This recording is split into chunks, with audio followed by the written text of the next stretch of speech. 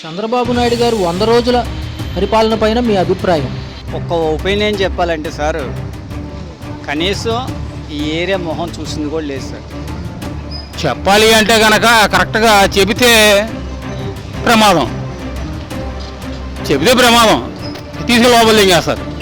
ఆడు ఒక్క కుటుంబాని కోసం ఇంతమందిని 3 లక్షల మందిని మట్టగుడిపితే ఏంటి? నీళ్ళు తాగటానికి నీళ్ళు నానా మట్లు కూర్చారు. ఈ హయాంలో ఈ గవర్నమెంట్ లో కరోనా వచ్చి ఉంటే ఒకరు బతికేవాడు కాదు. నాకు తెలిసి కోట్లలో పోయేవాళ్ళు. 5.5 కోట్లు ఉన్న ఆంధ్రప్రదేశ్ 1.5 కోటికి వచ్చేసేది గ్యారంటీగా. పెద్ద పెద్ద వాళ్ళు ఏమి ఇచ్చారో తెలీదు. మధ్యలో వాళ్ళ మటుకు వాళ్ళ చుట్టాలు వాళ్ళ స్వార్థాలు చూసుకుంటున్నారు, ప్రజల మటుకు చూడట్లేదు. సిగ్గులేని మాటలు సిగ్గు అది అంటారు చూసావా, సీమి రక్తం లేని వాళ్ళని ఆ టైపులో తప్పించి వీళ్ళకి కుక్క చెయ్యి అయినా సరే పక్కకెళ్ళిద్ది, ఇలా వెళ్ళరు. ప్రజలు చీకొడుతున్నారు వాళ్ళని, అయినా వీళ్ళకి సిగ్గు సీమి రక్తం అనేది లేదు. ఆయన ప్రభుత్వంలో లేడు కాబట్టి ఆయన ఏం చేయలేదు. ఆయన ప్రభుత్వంలో ఉన్నా ఏం చేయలేదు, ఇప్పుడున్నా ఏం చేయలేదు. ఏదో మళ్ళీ ఇప్పుడు ఏమన్నట్టు వీళ్ళు కావాలని చేశారు, వాళ్ళు కావాలని చేశారని చెప్పడం తప్ప ఏం లేదు. ఆయన చేసింది అయితే ఏం లేదు. నాకు తెలిసి 99.99% విఫలమైనవి. ఇంకా రోజా ఎక్కడ ఉందండి? రోజా పేరు ఎందుకండి అనవసరంగా? ఇది జబర్దస్త్లో కూడా వచ్చారు. ఇది ఎక్కడో బిజినెస్ వ్యాపారం పెట్టుకోవాల్సిన పరిస్థితిలో ఉంది ఆమె. ఎక్కడ ప్లేస్ దొరకట్లేదు. ఇదివరకు అంటే మామూలుగా జరిగాయి, ఇప్పుడు జరగనట్లేదుగా. ఆయన గురించి నేను మాట్లాడడం చాలా తక్కువ మాట్లాడాలనుకుంటున్నాను. ఎందుకంటే నేను బయటకు వస్తే జనాలు జామ్ అయిపోతారు. అదేం మాట అండి, తను ఒక పదవిలో ఉన్నాడు.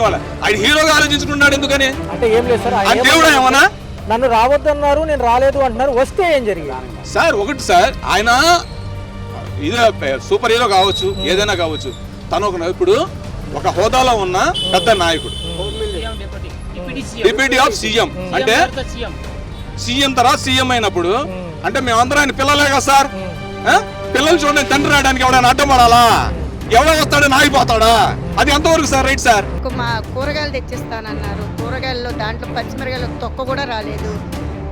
బట్టలు ఇస్తామన్నారు, వాళ్ళ సొమ్మేదో ఇస్తున్నట్టు ఫీల్ అవుతున్నారు. దాంట్లో ఖర్చు కూడా రాలా. వాళ్ళ చుట్టాలకు పంచుకోవడమే, కూరగాయలైనా బట్టలైనా ఏమైనా. చంద్రబాబు నాయుడు ఇస్తుంటే వీళ్ళకేం నొప్పి? ఇంటింటికి ఇవ్వాలిగా స్లిప్పులు. మొహాలు చూసుకొని ఇవ్వాల్సిన అవసరం ఏంటి?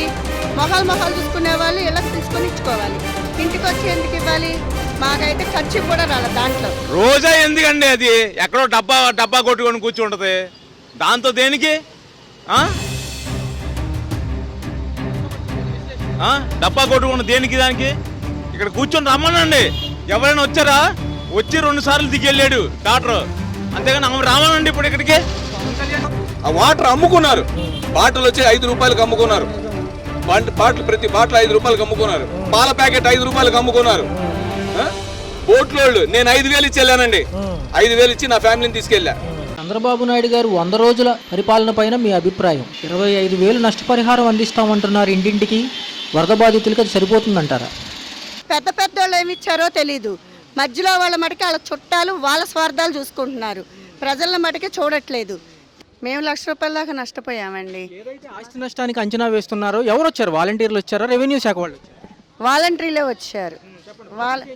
వాలంటీర్ వచ్చి రాసుకొని వెళ్ళారు అంతవరకే, కానీ ఏమి తీసుకోలేదు. ఫోటో తీసుకున్నారు, రాసుకున్నారు.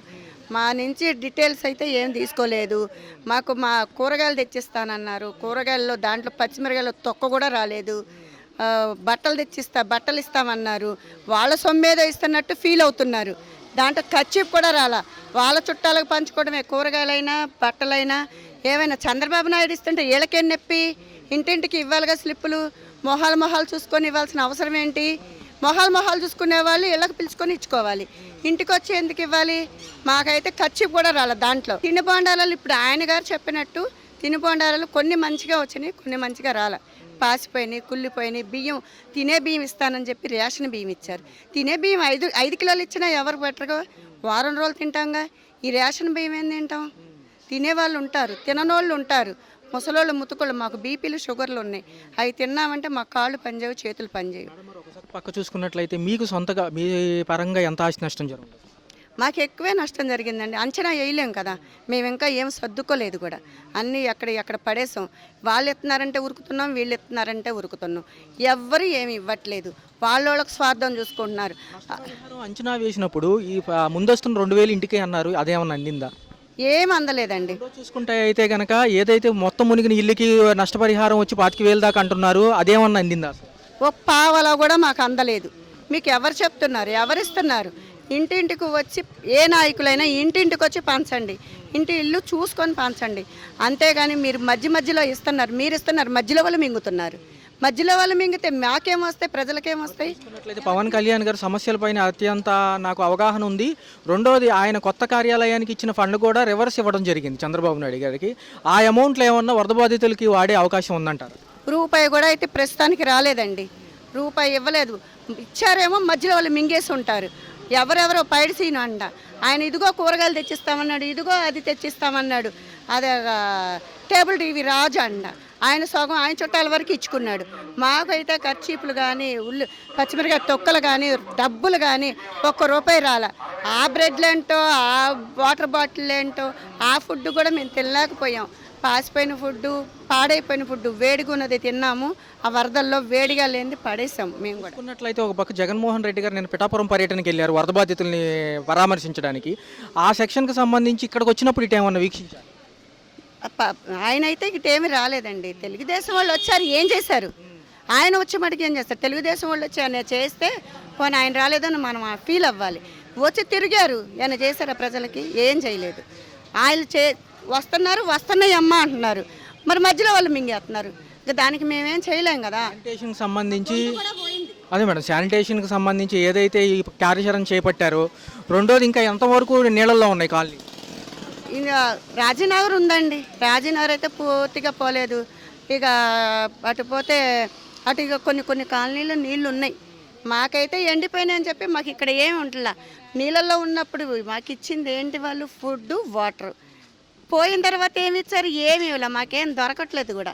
తిరిగి మేము వంటలు కూడా చేసుకోకుండా కూర్చుంటున్నాం, కానీ ఏం దొరకట్లేదు. పరిహారాన్ని అంచనా వేయడంలో ఆధార్ కార్డు, ఓటీపీ కావాలంటున్నారు. ఇన్ కేసు ఫోన్లు పోయిన వాళ్ళ పరిస్థితి ఏంటి? అదే అడిగాం సార్. అడిగితే ఏలుముద్ర వేసుకున్నారు. కొంతమందికి బ్యాంక్ అకౌంట్లు ఉంటాయి, ఒక్కోసారికి బ్యాంక్ అకౌంట్లు ఉండవు. ఉండని వాళ్ళ పరిస్థితి ఏంటి? అందరికీ ఉండాలని ఏం లేదు కదా. ఇంట్లో ఒక్కొక్కరికి ఉంటే ఒక్కొక్కరికి ఉండవు. మరి లేని వాళ్ళ పరిస్థితి ఏంటి? ఎలా ఇస్తారు? సచివాలయం వాళ్ళ మటుకి అడుగడుగు తిరుగుతున్నారు, వస్తున్నారు. వాళ్ళదేం లేదు. ఈ పైన వాళ్ళు వాళ్ళకి అప్పచెప్పినా కూడా మాకు అన్నీ అందాయి. వాలంటీర్లకు అప్పచెప్పినా మాకు అన్నీ అందాయి. అన్నీ ఇస్తారు వాళ్ళు, ఎందుకంటే వాళ్ళు ఉంచుకోరు. చూసుకున్నట్లయితే ఉమ్మడి కుటుంబ ప్రభుత్వంలో ఈ యొక్క ప్రభుత్వం చంద్రబాబు నాయుడు గారు పనితీరు ఫెయిల్ అయిందంటారా, సఫలమైందంటారా? ఇప్పటికైతే మాకేం అందలేదండి. వాళ్ళు ఏమి ఇచ్చారో ఏమో తెలియదు మాకు. మాకైతే ఏం అందలేదు కాబట్టి అందలేదని చెప్తున్నాం. మరి ఉన్నది అని చెప్పం, లేనని చెప్పం. పవన్ కళ్యాణ్ చేస్తాడు అన్నారు. ఓ పిల్ల చచ్చిపోయింది. ఇప్పటికి ఎన్ని రోజులు? ఒకటి గుర్తు పెట్టుకోండి మీరు, టీవీ అని కాదు, ఇదో ఒకటి గుర్తు పెట్టుకోండి. ఇవాళ పొద్దున్నే సీఎం ఏం చెప్తున్నాడు తెలుసా? ఇదంతా జగన్ పాపమే. ఆడేం చేశాడు? అది కాదయ్యా, ఆడేం చేశాడు? ఏం చేయలే. ఇగో ప్రతిదానికి ఆదుకున్నాడు. ఏంటో పిచ్చిమండా కొడుకు పిచ్చేసల్లాగా వాడటం తప్ప ఏం లేదు. మరి చూసుకున్నట్లయితే ప్రభుత్వం అందిస్తున్న సహాయక చర్యలు మీకు ఎంతవరకు అందినాయి? ఒకవేళ సఫలంగా అందినాయి అంటున్నారా, విఫలమైనవి అంటారు?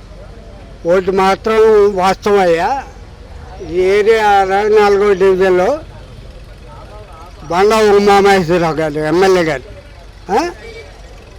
ఏంటి ఆయన ఒకడు ఉన్నాడు. రేపు కార్పొరేటర్గా ఇది కావటానికి రవి గారు ఆయన ఒక్కడే ప్రమాణ పూర్తిగా చాలా బాగా చేశాడు. ఎవరు చేశారయ్యా? మరి ఈ ఉధృతి సమయంలో వాలంటీర్ వ్యవస్థ ఉంటే ఎలా ఉంది? వాలంటీర్లు ఉంటేగా అయ్యా స్టేట్మెంట్ ఇచ్చాడు. 5,000 కాదు 10,000 ఇస్తాను. ఏం చేశాడు? ఒక పక్క ప్రకాశం బ్యారేజీ విషయం ఎలా చూడాలి? ఇదేం లేదయ్యా, ఎలగలేరు. ఇక 11 గేట్లు ఇచ్చేసాక మడ్డ గుడిచిపోయింది. 33 ఏళ్ళు అయింది 2003లో. అసలు అది కృష్ణానదిలోకి వెళ్ళాల్సిన వాటర్ కృష్ణా ఎందుకు వచ్చింది? ఇటు ఎందుకు వచ్చింది వాటర్? అది చెప్పు. సీఎం గారు 2004లో వచ్చిన వాటర్. ఒక్క నిమిషం ఆయన కంప్లీట్ చేయండి సార్. లింగమనేని భాస్కర్రావు గారి గెస్ట్ హౌస్ మునిగిపోద్దని మద్దగుర్తా తప్ప ఇదో ఏంటి? వాళ్ళు ఆఫీసర్లు చెప్పారు, వాళ్ళు చెప్పారు, టీవీలో చెప్పారు. ఏంటి అది? ఆడు ఒక్క కుటుంబాని కోసం ఇంతమందిని 3 లక్షల మందిని మట్టగుడిపితే ఏంటి?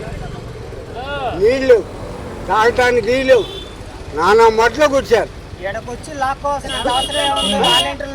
వేరే ఉద్దేశం కాదయ్యా, నాకు అన్ని బూతులు అవుతాయి. ఇక ప్రమాణం పూర్తిగా ఇప్పుడు డిప్యూటీ సీఎం నేనుంటే చెంబు బాగా తగ్గుతా అన్నాడు. మరి పెట్టాపురంలో ఏం చేశాడు? ఆ నియోజకవర్గంలో ఏం చేశాడు? ఒకటి చెప్పు. 12 ఏళ్ళ పిల్ల మానభంగం అయితే ఇంత మట్టిగా దొరకలా. ఏంటో అది చేసేది? మరి ఎంతో అనుభవం ఉన్న పవన్ కళ్యాణ్ గారు కానివ్వండి, అంతకంటే అనుభవం ఉన్న చంద్రబాబు నాయుడు గారు పనితీరు సెట్ అవ్వలేదంటారు ఈసారి. నీకు ఇంకోటి అయ్యా, ఇవాళ పొద్దున్న స్టేట్మెంట్ ఏమిచ్చాడంటే జగన్ పాపం పండింది. ఇది ఆడు ఎప్పుడు మాట వచ్చాడు? జగన్ ఎప్పుడు మాటకు వచ్చాడు? అటుకాదయ్యా, 2004లోనే ఆడిపోయాడు. ఇంకేంటి ఆడిపోయి? అవునా కాదా? ఏం లేదయ్యా, వీడు పోతే సగం దరిద్రం. అది ఇది మాత్రం వాస్తవం. ఓకే. అట్లయితే ఒక పక్క ఉమ్మడి కూటమి ప్రభుత్వాలు ఈ యొక్క చర్యల్లో సఫలమైనయా విఫలమైనయా? నాకు తెలిసి 99.99% విఫలమైనవి. కొంత విశ్లేషణ సార్. ఇప్పుడు టౌన్ వరకు చూస్తున్నారు, ఓకే, మీరు సంతోషం, మీరు చెప్తే వస్తున్నారు, కట్ట మీద పెట్టి అందరినీ మా నాన్న గడ్డి కనిపించారు. వాటర్ అక్కడ వాటర్ ఇస్తే ఇక్కడ వాళ్ళకి ఎలా వస్తుంది? ఎక్కడో కంట్రీకా, ఎక్కడో అంబాపురం, ఎక్కడో వాంబే కాలనీ, వాళ్ళకి ఫుడ్ అనేది ఎలాగా మీరు తీసుకొస్తున్నారు? అక్కడ కట్ట మీద పడేస్తున్నారు. కట్ట మీద పడేసిన ఫుడ్ ఏమైంది? మొత్తం కనీసం కుక్కల పాలు కూడా కాలేదు. అది కుక్కల పాలు కూడా రాలేదు. వీళ్ళేమో బండ్లకి వేస్తున్నాం అంటున్నారు, పడవలకి వేసి పంపిస్తాం అన్నాడు. పడవలో వాళ్ళు ఏం చేశారు? తీసుకొచ్చి ఏదో మూలకు తీసుకెళ్లి సంచులు పడేయడం. ఆ వాటర్ అమ్ముకున్నారు. బాటిల్ వచ్చి 5 రూపాయలకు అమ్ముకున్నారు. బాటిల్ ప్రతి బాటిల్ 5 రూపాయలకు అమ్ముకున్నారు. పాల ప్యాకెట్ 5 రూపాయలకు అమ్ముకున్నారు. బోట్లోళ్ళు నేను 5,000 ఇచ్చి వెళ్ళానండి. 5,000 ఇచ్చి నా ఫ్యామిలీని తీసుకెళ్ళా. నా సామాన్ మొత్తం వాంబేకాలని, మాది అమ్మాపురం పంచాయతీ అండి. మా ఇవాళ కూడా నాకు మోకాళ్ళకి పైన వాటర్ ఉంది. 12 రోజులు గడుస్తుంది పై చిలుకు. ఎలా ఉంది సార్ పరిస్థితి? దారుణంగా ఉంది. టౌన్లో మాత్రం శానిటేషన్ సింగనారు వరకు మాత్రం శానిటేషన్ జరుగుతుంది. మాకు మాత్రం ఎటువంటి ఫలితం లేదు. మాకు అసలు ఎమ్మెల్యే ఎలా ఉంటాడో, అతని ముఖం ఎలా ఉంటుందో కూడా మాకు తెలియదంటే మీరు నమ్ముతారా? డిప్యూటీ సీఎం గారు కానివ్వండి, చంద్రబాబు నాయుడు గారు యొక్క స్ట్రాటజీ కానివ్వండి, ఆయన పనితీరు ఏమైనా పనికొచ్చిందా ఈ వరదల్లో? ఏమండి, ఒక చిన్న డౌట్ సార్. ఇంతకుముందు నాకు తెలిసి 5 వరదలు నేను చూశాను సార్. 86 నుండి నేను రంగా గారి హయాం నుండి రంగా వరకు చూస్తున్నాను ఇక్కడ. కానీ ఎప్పుడు లేని అనుభవాలు నాకు ఎదురైంది ఈసారి. ఎందుకంటే ఫస్ట్ మాకు వరద వస్తుందంటే ఇన్ఫార్మ్ అయ్యేది. కానీ ఈసారి ఇన్ఫర్మేషన్ కదా, నేను ఫోన్ చేసి మా ప్రెసిడెంట్ గారికి ఫోన్ చేసి, సార్ మా ఇంటి దగ్గర ఉన్న 3 అడుగులు ఉంటుంది సార్, మా ట్రాన్స్ఫారం 3 అడుగులు భూమికి 4 అడుగులు దాటితే 4 అంగుళాలు వస్తే ట్రాన్స్ఫారం మునిగిపోద్ది సార్, వెంటనే మీరు పవర్ ఆఫ్ చేయించండి అని ఫోన్ చేస్తే ఏఈకి ఫోన్ చేసి అప్పుడు కట్ చేయించారు. ఏమాత్రం నేను లెగడం ఆలస్యమైన ఉంటే ఎంతమంది చచ్చేవాళ్ళం ఒక్కసారి చెప్పండి. ఈకి ఇంత ముందు కూడా ఫోన్లో మాట్లాడడం జరిగింది. వాళ్ళకి వీళ్ళు వస్తారు కదా, లైన్ మెన్లు వస్తారు, వాళ్ళకి ఎన్నోసార్లు చెప్పాను సార్, మాకు చాలా రోడ్డుకి చాలా దగ్గరలో ఉంది, ఇది మార్చాలని. ఇప్పుడు దాకా మార్చలేదు, కావాలంటే మీరు చెల్లి చూసుకోవచ్చు. 5వ నెంబర్ రోడ్లో లాస్ట్ లో ఉంటుంది ట్రాన్స్ఫారం. అంబాపురం 5వ నెంబర్ రోడ్డు లాస్ట్ లో ఉంటుంది. ఇంత ఉధృతి సమయంలో ఒకవేళ వాలంటీర్ వ్యవస్థ ఉంటే ఎలా ఉంది? నాకు తెలిసి దేవుళ్ళ కాపాడుకునేవారు సార్. కనీసం ఫుడ్ వాటర్ ప్రతి లాస్ట్ హౌస్ వరకు అందేది. వాళ్ళు లేకపోవడం మైనస్ సార్. చంద్రబాబు నాయుడుకి ఏ దృష్టితో చూసుకున్నాడో తెలియదు, కానీ నాకు తెలిసి అతను చాలా పెద్ద తప్పు చేసింది ఏంటంటే వాలంటరీ వ్యవస్థని కంటిన్యూ చేయకుండా ఉండడం చాలా పెద్ద తప్పు. ఇది ఇలాంటి వ్యవస్థ వచ్చి ఇదే కరోనాలో జరుగుంటాయండి.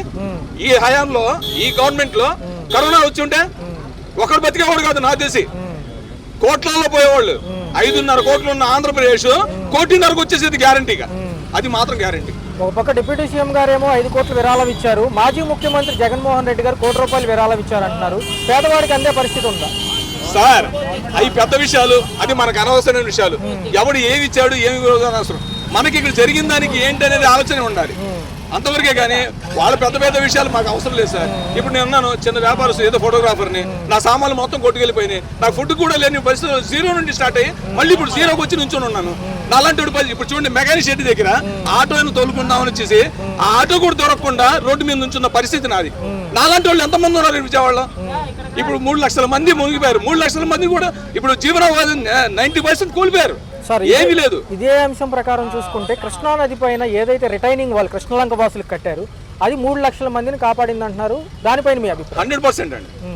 ఎందుకంటే అది ఎవరైనా చేయనివ్వండి, అది గవర్నమెంట్ తరఫు నుండి ప్రజాధనంతో చేసింది, కానీ మంచి చేశాడు, అది ఒకటి మాత్రం నేను చెప్పగలను. మరొక అంశం తీసుకుంటే ప్రకాశం బ్యారేజీలు బోట్లు గుద్దుకోవడంలో కుట్రకోణం ఉందా, సహజంగా జరిగింది? ఏమండి ఇది మరి నవ్వుగా అనిపించట్లేదు మీకు? ఎవరిని చూసేస్తాడండి? ఆ తోడి వల్ల ఉపయోగం ఏంటంటే ఈయనేమన్నా హీమేనా అటు వచ్చి చేతులు పెడతాడా సీఎం? లేదు పెట్టలేడు కదా.